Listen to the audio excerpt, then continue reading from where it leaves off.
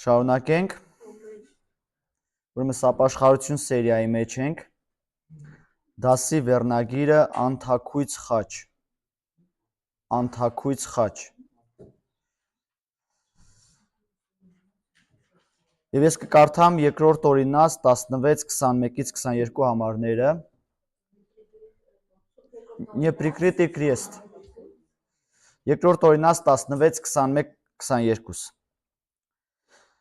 Ոչ մի ծառից աստարով չտնկես քո Եհովա Աստծո սեղանի մոտ, որ պիտի շինես քեզ համար, արձան էլ չկանգնեցնես քեզ համար, որից քո Եհովա Աստվածը զզվում է։ Աստված պատվեր է տալիս Աստծո ժողովրդին եւ ասում է, որ Աստծո սեղանի մոտ ոչ մի տեսակ աստարով չտնկես։ Եվ աստարով, թե որպեսզի մենք հասկանանք, դա հեթանոսական ժամանակներում դա պարտեզ էր։ Հեթանոսները իրենց զոհասեղաններն ունեն ու իրենց զոհասեղանների շուրջը իրենք ծառեր էին տնկում, ծաղիկներ էին տնկում, ինչ-որ գեղեցիկ տեսարան էին ստեղծում, որպեսզի այն զոհը, որ պետք է մատուցեն, այդ քանի որ զոհը մատուցելը մենք գիտենք, որ ինքը տհաճ երևույթ է, որպեսզի այդ երևույթը ինչ-որ ձևով ծածկեն, ինչ-որ ձևով գեղեցկացնեն, այդ գեղեցկությունը շուրջ բոլորը լինի, բայց Աստծո խոսքը ասում է ոչ մի տեսակ սեղանի մոտ ոչ մի տեսակ աստարով չտնկես, ոչ էլ արձան կկանգնեցնես, որից քո Եհովա Աստվածը զզվում է։ Այսինքն զոհը պետք է լիներ ամբողջությամբ բաց, պետք է երևար, զոհասեղանի կողքը ոչ մի տեսակ, ոչ մի ավելորդ բան չպիտի լիներ։ Մենք գիտենք, որ Իսրայելի հին զոհասեղանները ներկայացնում էին խաչի նախատիպը։ Այսինքն Հիսուս Քրիստոսը խաչը բարձրացավ, ինքը զոհ դարձավ մեզ համար։ Նույնը զոհասեղանի վրա մենք գիտենք, որ զոհ էր մատուցվում, անարատ գառներ մատուցվում, չէ՞։ Այդ նույն բանը զոհը, զոհասեղանը ներկայացնում է խաչի նախատիպը, այն ինչ որ արեց մեր Տեր Հիսուս Քրիստոսը։ Ու Աստված պատվիրում է, ասում է, ոչ մի տեսակ այգի, ոչ մի տեսակ զարդարանք չպիտի լինի։ Ոչ մի տեսակ։ Եվ հեթանոսները իրենց զոհասեղանները ունեին, նրանք էլ ունեին իրենց զոհասեղանները։ Ու իրենց զոհասեղանների շուրջ իրանք էլ այդ ծառերն էին տնկում, այդ գեղեցկությունն էին ապահովում, իրենց զոհը անում էին, բայց աղավաղված էին անում։ Եվ այսօր մենք գիտենք, որ հակառակորդը մեր ինքը նմանակումներ է անում։ Ամենալավ նմանակում անողը դա ինքն է։ Ինքը փորձում է մեր տարբեր հարցերում նմանակումներ անել, որպեսզի մեր պաշտամունքի մեջ, աստվածպաշտության մեջ, անգամ մենք տեսնում ենք, որ չէ, վերջին ժամանակներում ինքը կգա որպես հակաքրիստոսը կգա որպես իբր թե մեսիա է, որպես թե փրկող է ազգին, նույն նմանակումներն են անում։ Եվ Աստծո խոսքը մեզ ասում է, որ մենք պետք է ուշադիր լինենք, որ զոհասեղանի շուրջը ոչ մի ավելորդ բան չպիտի լինի, այլ զոհը պետք է մատուցվի այնպես, ինչ կարգով, որ Աստված մեզ պատվիրել է։ Աշխարհը ունի իր ուրույն ձևը, որ ներկայացնում է մեզ, բայց աշխարհից եկող ոչ մի բան, այն ինչ որ ծածկում է խաչի արած գործը, մենք ոչ մի կերպ չպիտի ծածկենք, այլ խաչի գործը մենք բացահայտ պետք է ներկայացնենք, որ այո, դա տհաճ տեսարան է, բայց դա փաստ է։ Զոհ կա այդտեղ մատուցված։ Խաչը դա արյունոտ վայր է, սիրելիներ։ Խաչը դա զոհասեղանի վայրն է, դա զոհի տեղն է։ Այսինքն դու այդտեղ տեսնում ես այդ կենթանու մահը, դու այդտեղ տեսնում ես նրա տառապանքը, դու այդտեղ տեսնում ես արյուն, այդտեղ ցավ կա։ Ես հիշում եմ մի 2 տարի առաջ մեքենայով մի հատ կովիկի գցեցի մեքենայի տակ, հա, որտեվ ձակ էր էլի։ Երինջ էր, ասում են երինջ։ Ու միջև հիմա այդ հայացքը իմ աշկերի առաջ է։ Շատ տպավորվել է ու շատ ազդվել եմ, որ ես իրա վերջը տվեցի։ Հասկանում եք, այդ ամեն ինչը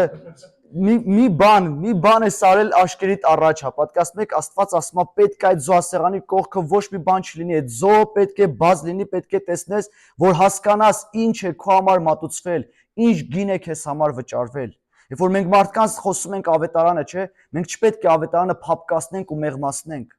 այլ մենք ավետարանը ամբողջ ճշմարտությամբ պետք է ասենք, որ այո, Տերը քեզ համար զոհ է մատուցել։ Եվ այսօր է քո հնարավորության օրը։ Աստծո խոսքը ասում է այսօր է փրկության օրը։ Այսօր դու հնարավորություն ես այդ խոսքը լսել ես, պետք է արձագանքես, վաղը կարող է ուշ լինի, եւ շատ այդպիսի դեպքեր մենք գիտենք, որ եղել են։ Ու եկեղեցին պետք է հիշի, որ խաչը դա ինչ-որ սարսափելի բան է։ Դա ոչ թե ժամանցային տեսարան է, այլ արյունոտ սարսափ է, սիրելիներ։ Մենք պետք է ներկայացնենք աշխարհին եւ ինքներս մեզ խաչի անթակույց մեծությունը, այդ արյունոտ փառքը։ Այո, դա տհաճ է, այո, դա ցավոտ է, այո, դա արյունոտ է, բայց դրա մեջ փառավոր բան կա։ Մեծ գործ կա, որ Աստված մատուցել է, որ Տերը իր կյանքը դրել է այդ խաչի վրա։ Այո, դա տառապանք էր, այո, դա ինքնամերժում էր, այո, դա ցավ էր, ասում են նրա վրա տեսք ու տեսարան չկար, ախորժելի տեսք չկար, բայց նա իր կյանքը դրեց, սա ցավոտ էր, բայց սա փառավոր էր միևնույն ժամանակ, Տերը մեծ գործ արեց մեզ համար։ Ամեն։ Եվ միջև սա չկատարվի մեր մեջ, միջև մենք մարդուն չհասկացնենք, այս ամեն ինչը մարդու կյանքի մեջ ապաշխարություն չի կարող գալ։ Որտեվ քիչ չի եղել, որ տեսել ենք, որ մարդկանց ես ինքս այդպես արել եմ։ Արի Տիրոջը քո համար ամեն ինչ լավ կլինի։ Ու մարդը գալիս է ու հիասթափվում է։ Մենք մարդկանց խոսում ենք, ասում ենք արի Աստծուն, որ քո համար օրհնված կյանք լինի, բայց Տերը այդպիսի բան չի ասել։ Մենք պետք է մարդկանց ներկայացնենք խաչը, ու գալիս են իրենց կյանքի մեջ ոչ մի բան լավ չի լինում, կամ ինչ-որ օրհնություններ չի լինում, կամ իրենց սպասումները չի լինում։ Ես ինքս այդ հիասթափությունով անցել եմ, անձամբ ես։ Մենք պետք է մարդկանց ներկայացնենք, այո, խաչը արյունոտ է, այո, խաչի վրա զոհ է եղել, բայց դա նաև փառավոր է, որտեղ միակ ճանապարհը, որ մեզ համար բացվում է, դա խաչի շնորհիվ է։ Ամեն։ Տերը այդ խաչը դրեց այս երկրագնդի վրա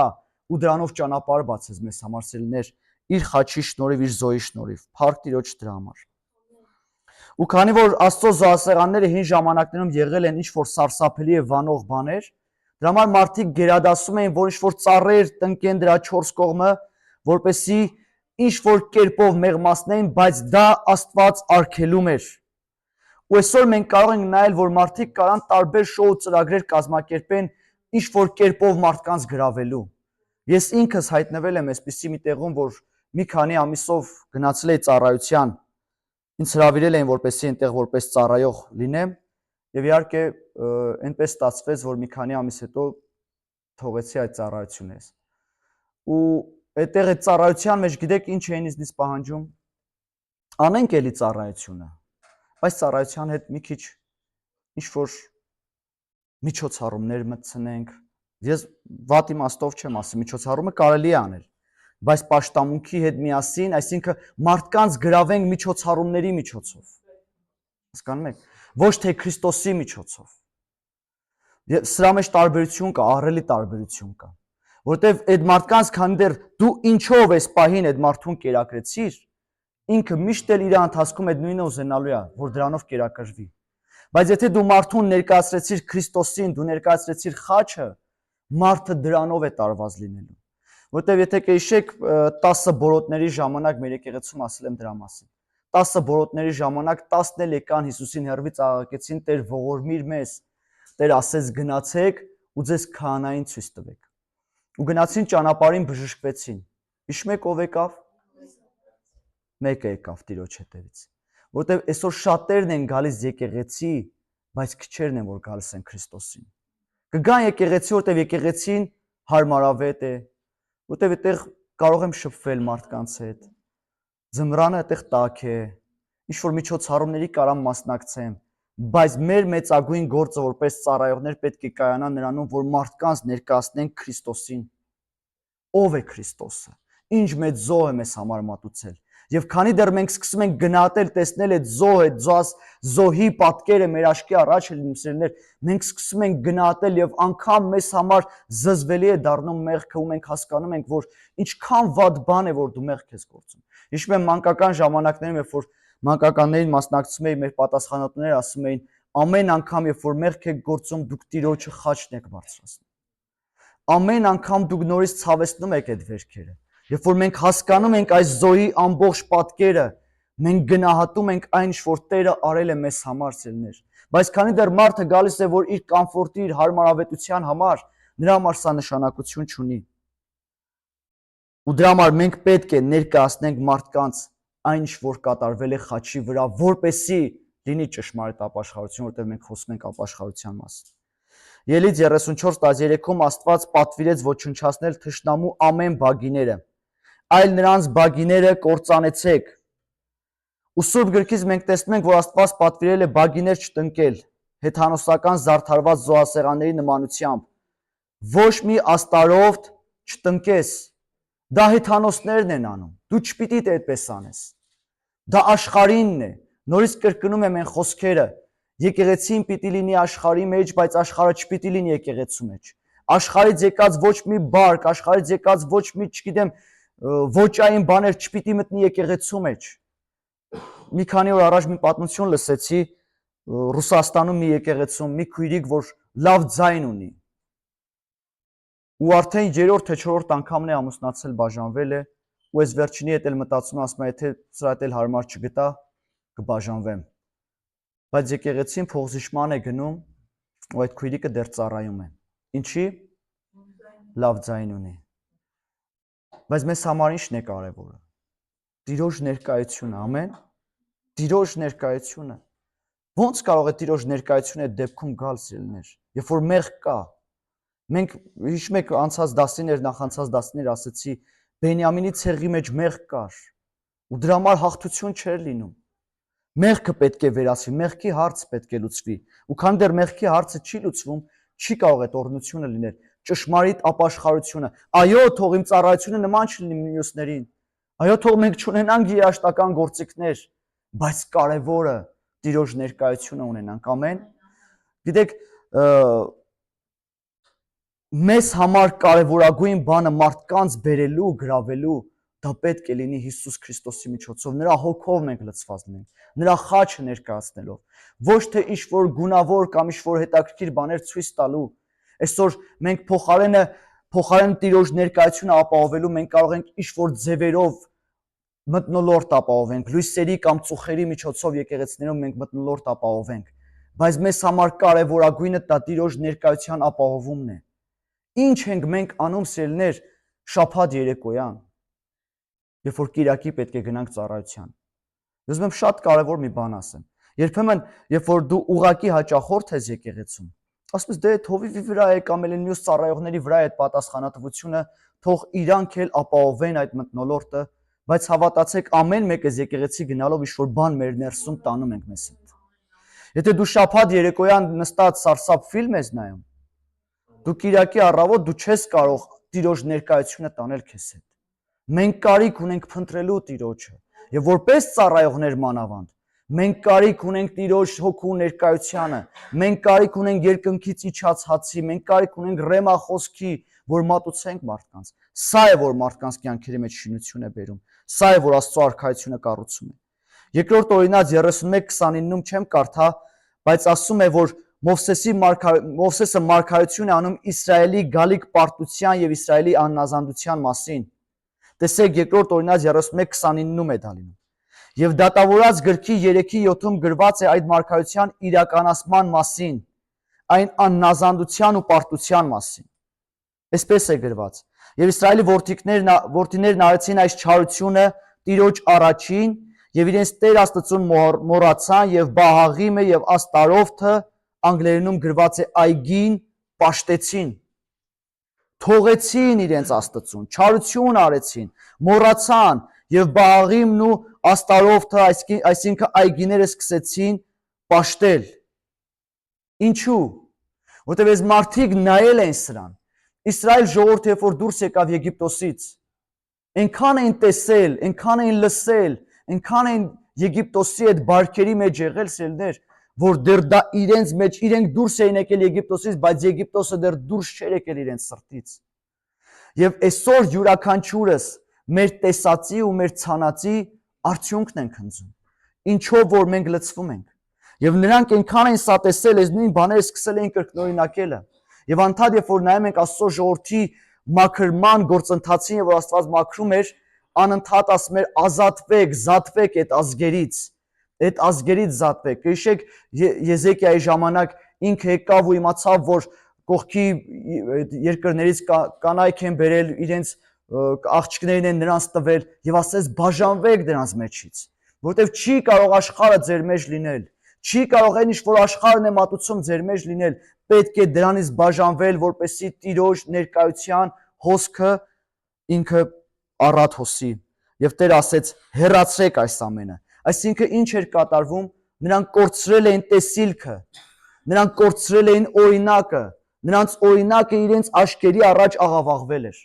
Շատ եմ սիրում այս օրինակը բերել, եկեք մի բան ասեմ անենք, հա։ Մի հատ ձեռքդ ցես բարձիր մատդ։ Հիմա ինձ նայիր։ Մատդ շաղված է, չէ՞, ֆոկուսից դուրս է։ Չէ, ինձ նայիր։ Մատիդ միջոց։ Հիմա մատիդ նայիր։ Ես կամ, բայց ես շաղված եմ, ճիշտ է։ Սերներ պետք է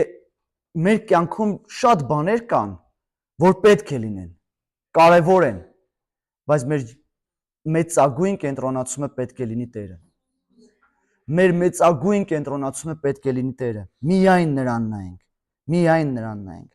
Չպետք է լինի ոչ այգի, ոչ զարդարանք, ոչ խստությունը մեղմացնող որևէ բան։ Մենք պետք է բացարձակ ճշմարտությամբ հռչակենք այն, ինչ մեզ տվել է Աստված։ Այն, ինչ նա արել է խաչի վրա, մենք պետք է սրա մասին բացարձակ ճշմարտությամբ խոսենք սիրելիներ։ Ոչ մի կերպով չպետք է մեղմացնենք ավետարանը։ Եթե ավետարանը ասում է, որ այո, շնացողները, արբեցողները, իգացողները չեն կարող Տիրոջ արքայություն մտնել, ուրեմն ես չպիտի նրանց սկսեմ մեղմացնել, ասեմ, արի Տիրոջը ու քեզ համար ամեն ինչ լավ կլինի։ Չէ, դու պետք է ապաշխարես։ Եթե ուզում ես օրհնություն տեսնել, եթե ուզում ես բարիք տեսնել, պետք է ապաշխարես։ Ամեն։ Մի հատ օրինակ հիշեցի, Քլենդենեն եղբայրն էր պատմում, ասում էր, Ռուսաստանում ծառայում էի ու մի եղբայր անընդհատ հերթով մոտենում էր տարբեր ծառայողների, ասում էր, աղոթեք ինձ համար, էլի ուզում եմ ծխելուն վերջ տամ։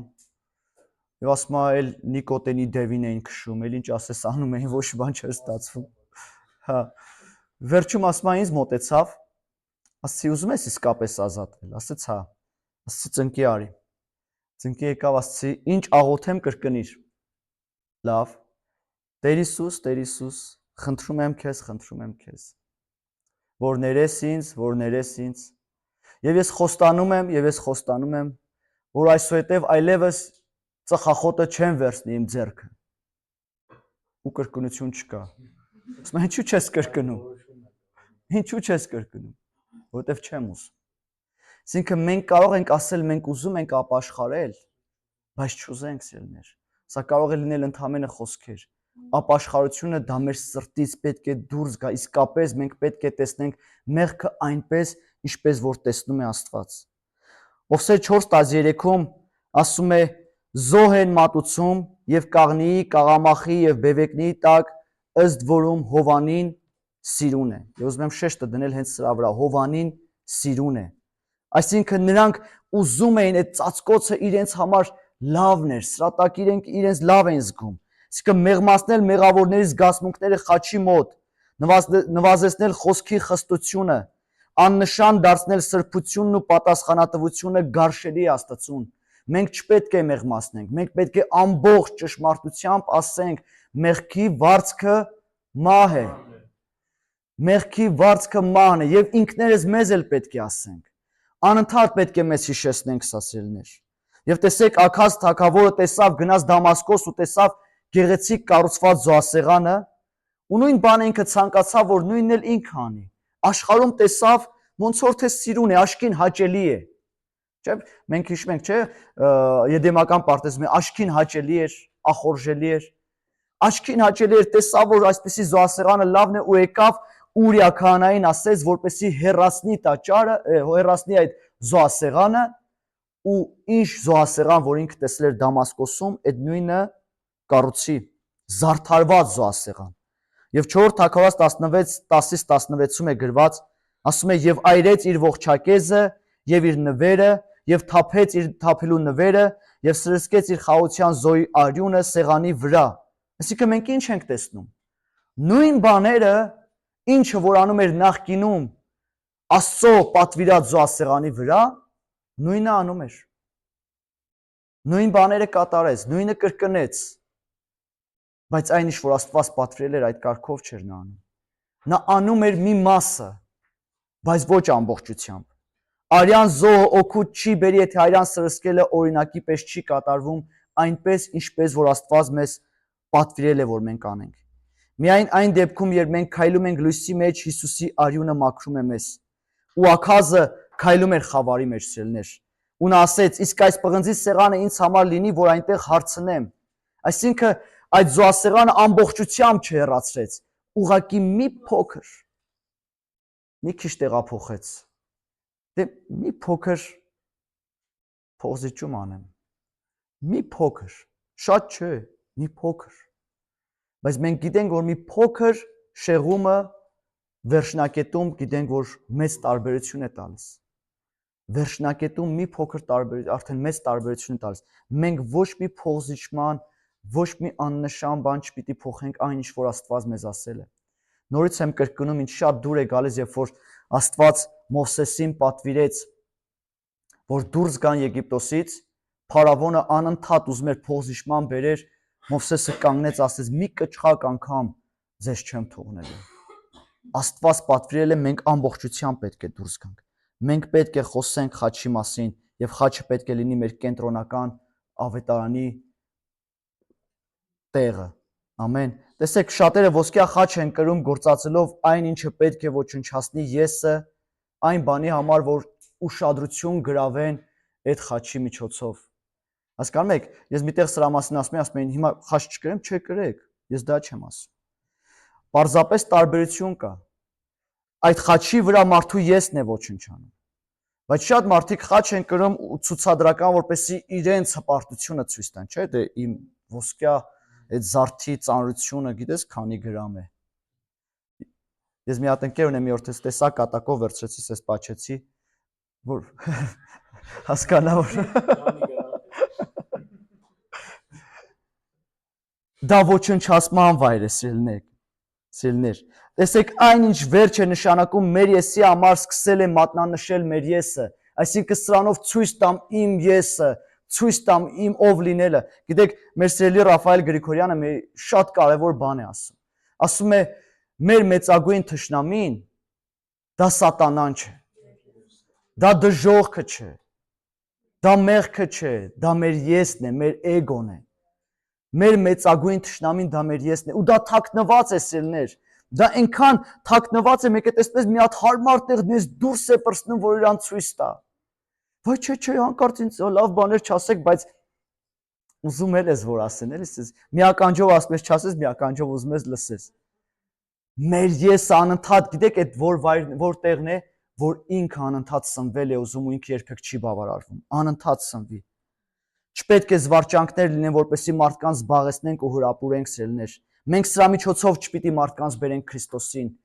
Մենք պիտի մարդկանց բերենք խաչի ավետարանի միջոցով։ Միայն խաչն է, որ մարդկանց բերում է ճշմարիտ ապաշխարության մեջ։ Երբ որ եկեղեցին սկսում է այսպես շարժվել, սիրելիներ, մեծ օրհնություն է գալիս։ Այն ամենը, ինչը Քրիստոսից չէ, մեղք է։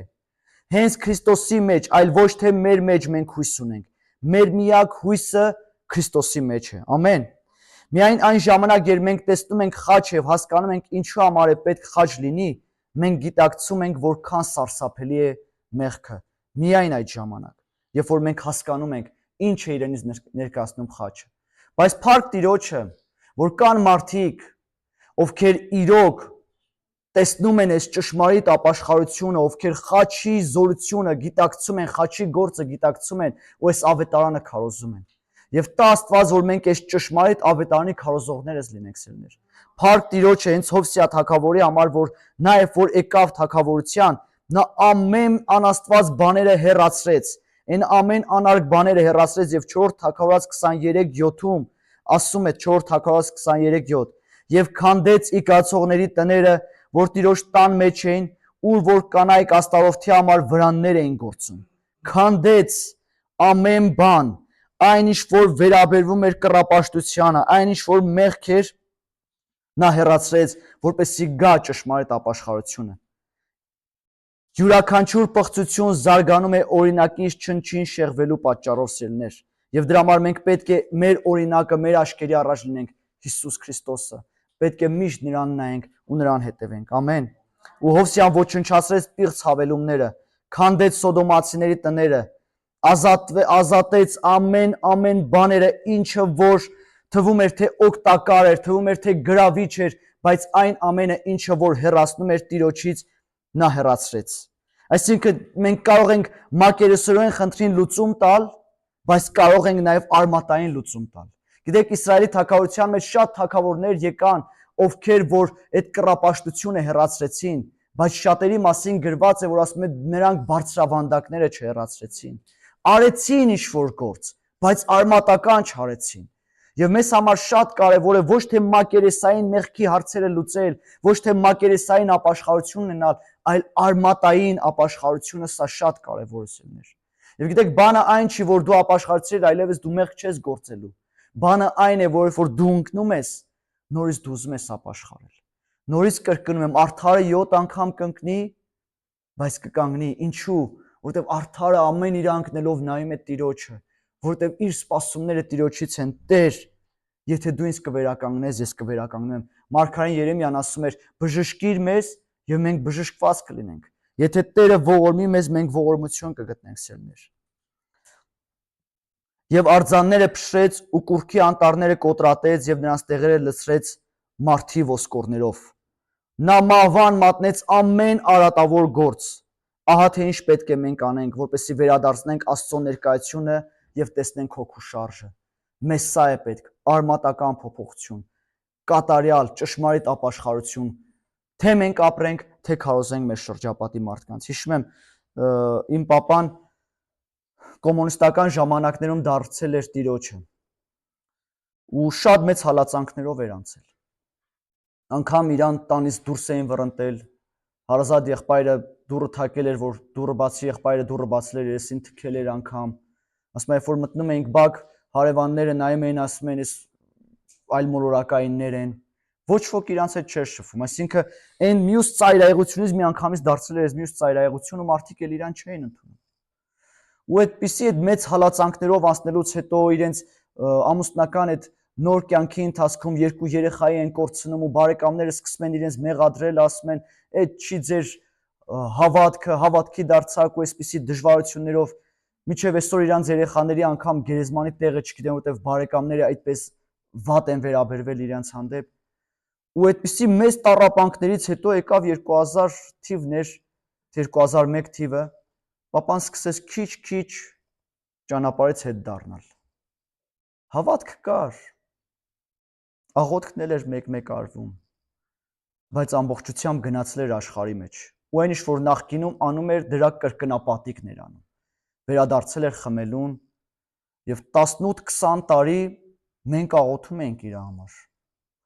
Ու անօգուտ ոչ մի բան չէր փոխվում։ Տան մթնոլորտը փոխվել էր, ճիշտ է, այս իրանց հետ չի ապրում ամուսնանալուց հետո, բայց տան մթնոլորտը փոխվել էր, լարվածություն էր ու այդ ծանր դժվարության մեջ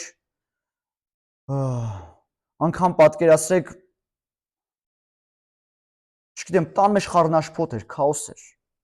Ու պատկերացրեք, ես իր այդ ամեն կերպով իր այդ խոսում էի, թե որպես ծառայող էի խոսում, թե իր զավակ էի խոսում, թե որպես ընկեր էի խոսում, ամեն ձև իրեն բացատրելով, աղոթելով ու ոչ մի բան չէր ստացվում։ Եվ լինում է, որ մի անգամ երազում ինքը տեսնում է, որ ասում է մի օր այդպիսի անտանելի խմած չկայ։ Խմած եկա տուն ու ասում է պարկեցի ու կարծես թե հոգիս մեջից դուրս եկավ։ Ու գնացի, ասում է, կանգնեցի դրախտի դարպասների դիմաց։ Ու ասում է նայեցի, որ հրեշտակը իմ դիմաց կանգնած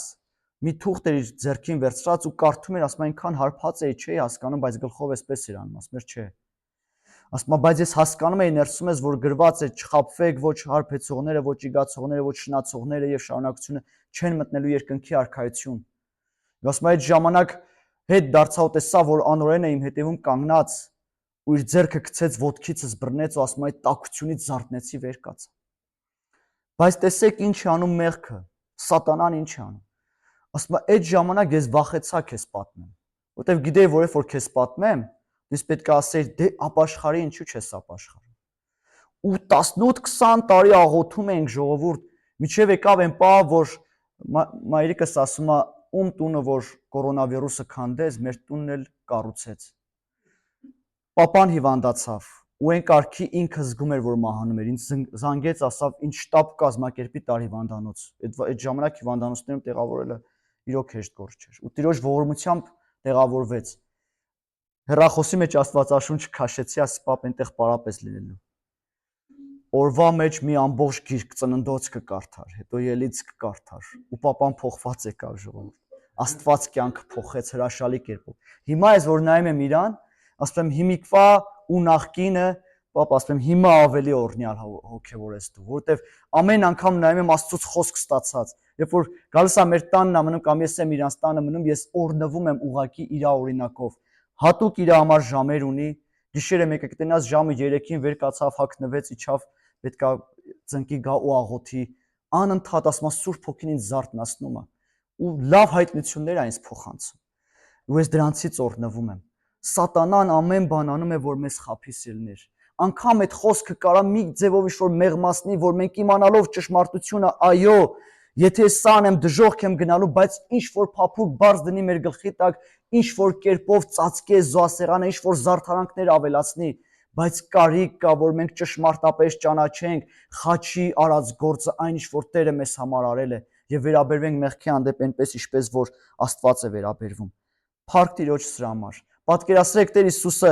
ինքը ոչ մի հավելումներ չարեց, ոչ մի բան չավելացրեց իր ծառայության համար։ Նրա ծառայության համար պետք չէր, որ գնար ինչ-որ աֆիշաներ կպցնեին ու գրեին, որ այս գյուղում, Գալիլեայում կամ չգիտեմ ես ինչ Բեթլեհեմում պետք է գա մեծ քարոզիչ մարգարե Հիսուս Քրիստոսը։ Նա կարիք չուներ գովազդվելու սիրներ, նա կյանքով այնքան լիքն էր։ Պատկերացրեք նա իր ծառայության մեջ ինչ-որ վերցներ Հերովդեսին օգտագործեր, որ իր ծառայության մեջ ինչ-որ հաջողություններ ունենար։ Բայց այսօր կարող են շատ մարդիկ անգամ իրենց ծառայության մեջ ինչ-որ աշխարհից դերասաններ բերել կամ աշխարհից երաժիշտներ բերել, որ իրենց ծառայությունը ավելի գեղեցիկ ու ավելի ճոխ ներկայացնել, փոխարենը նրա, որ Տիրոջ ներկայությունը ապահովենք, փոխարենը նրա, որ այն ինչ որ խանգարող է հեռացնենք, որ Տիրոջ ներկայության առատ հոսքը լինի։ Ամեն։ Եվ երբ որ ես բարձրանամ երկրիցը, ամենքին կքաշեմ ինձ մոտ, Հովհաննես 12:32-ն է ասում։ Բանը նրանում չէ, թե ինչ է գրավում, այլ այն, թե ով է գրավում։ Բանը այն չէ, մենք ինչ կմատուցենք մարդկանց, հասկանում եք, ինչ որ տեսանելի, ինչ որ երևացող, ինչ որ շոշափելի բան, բանը այն է, ով է մատուցում, եթե Քրիստոսն է մեր մեջից գործում, սիրելիներ, ես վստահ եմ, չի կարող փոփոխություն չլինել, չի կարող այդ գործը անպտուղ լինել, ու Տերը կարա գործի, փառք Տիրոջ սրա համար։ Ու մենք պետք է անց քարոզենք, Հիսուս Քրիստոս անց։ Ես Շամշադին երկար տարիներ գնացել եմ, ծառայել եմ, Աստված սրտումս դրել էր տարիներ առաջ, ու սկսեցինք գնալ Շամշադին ծառայության։ Մենք էլ վեր կացանք, չգիտեինք ուր ենք գնում, բայց գնացինք ու Տերը ուղղորդեց որտեղ գնանք։ Ու 2-3 տարի այնտեղ ծառայեցինք, Տերը հաջողություն տվեց ծառայության մեջ։ Ու ամեն անգամ, երբ որ տարբեր մարդիկ ինձ հետ գալիս էին, յուրաքանչյուրին մեծագույն խնդրանքս մեկն էր։ Ասում եմ, խնդրում եմ, երբ որ գնանք, Քրիստոս քարոզեք, եկեղեցի չքարոզեք, Հիսուս ներկայացրեք։ Եվ մի փորձեք մարդկանց դարձնել ձերպես, որ ասեք իրանք ճշմարիտ քրիստոնյա են, ուղակի Քրիստոս քարոզեք։ Սիրելիներ, մենք պետք է անց քարոզենք։ Մենք պետք է ոչ թե ուսուցում քարոզենք, այլ պետք է Քրիստոսին քարոզենք։ Մենք ոչ թե պետք է համակարգ քարոզենք, այլ պետք է փրկչին քարոզենք։ Փրկությունը դա Աստծո գործն է, որը օգնության կարիք չունի։ Օգնության կարիք չունի։ Եվս մի երազ էլ պատմեմ, հայր, իմ պատանի ժամանակներում ես շատ երազներ եմ տեսել, Տերը իմ այդ երազներով շատ է խոսացել։ Մի անգամ երազումս մի մութ սենյակ էր եւ այսպես են մարդուս են սիուլետը ոնց որ ես տեսա, մեկը եկավ ինձ մոտ ու ասեց Սաղմոս 3:8 կկարդաս։ Արթնացա, բացեցի Սաղմոս 3:8-ը, գրված է փրկությունը Տիրոջինն է, միջակետ, քո օրհնությունը քո ժողովրդի վրա։ Լավ ասի, ու սկսեցի աղոթելը։ Տեր ինչ է նշանակում այս ամեն ինչը։ Ու Տերը իմ սրտի հետ խոսեց, ասեց լսիր, հրաշքի գործը դա իմ գործն է։ Փրկության գործը դա իմ գործն է։ Քո գործը օրհնություն դառնալն է։ Ուղղակի դու օրհնության աղբյուր եղիր։ Ուղղակի դու օրհնության գործիք եղիր, հրաշքը ես կանեմ։ Ու փրկության գործը դա Աստծո գործն է, որը օգնության կարիք չունեցելներ։ Մենք կարիք ունենք ուղղակի նրա մեջ լինելու եւ նա մեր մեջ լինելու, որ օգտագործվենք նրա համար։ Քո Եհովա Աստծո համար չզոհես ոչ մի արջար եւ ոչխար, որի վրա լինի արատ կամ որևիցե վատ բան, որտեվ սա քո Եհովա Աստծո համար պիղծ է։ Քրիստոսը կատարյալ զոհ է։ Կատարելությունը դա ամենափոքրն է, ինչն ընդունելի է Աստծո համար։ Ամեն ինչ Հիսուս Քրիստոսից բացի արատ ունի։ Բացի Հիսուս Քրիստոսից, ինչ որ մենք կմատուցենք այս աշխարհում, մեր ծառայությունների ընթացքում սերներ, արատավոր է։ Միակ անարատ զոհը, միակ անարատը դա Հիսուս Քրիստոսն է։ Ու ես կարծում եմ մենք այնպիսի ժամանակներում ենք ապրում։ Մեծ աղբյուրի այդ հոսք կա, մեծ տարբեր տեսակի կերակուրներ են մատուցվում այսօր, մանավանդ այս ինտերնետի դարաշրջանում։ Սերներ, բայց մարդիկ հավատացեք, ես ինչքան շփվում եմ մարդկանց հետ, հասկանում եմ մի բան։ Եկել է մի ժամանակ, որ մարդիկ մաքուր ջրի կարիք ունեն։ Մարդիկ ուզում են մաքուր ջուր, կենդանի ջուր։ Այդ անարատ զոհն են ուզում, այդ անարատ պաշտամունքն են ուզում, այդ անարատ ներկայությունն են ուզում։ Իհարկե մարդիկ կան, ովքեր որ սիրում են ականջի շոյումը, մարդիկ կան, ովքեր սիրում են իրենց շուրջ ամեն ինչ լինի, բայց հավատացեք, կան մարդիկ էլ, ովքեր սրտի փափագով ու ծարավով սպասում են այդ անարատությանը, այդ մաքրությանը, մաքուր, մենք կարիք ունենք մաքուր ավետարանի մատուցման։ Մենք կարիք ունենք, որ ավետարանը իր ամբողջ մաքրությամբ մատուցենք մարդկանց, ոչ մի հավելումով, ոչ մի կերպ մեղմացնելով, այլ այնպես, ինչպես որ կա ավետարանը, մենք այդպես պետք է մատուցենք։ Որպես ծառայողներ, եկեք սա թող մեր սրտի որոշումը լինի։ Ճշմարտությամբ ավետարանը մատուցենք մարդկանց։ Ամեն։ Փառք Տիրոջը, եկեք աղոթենք։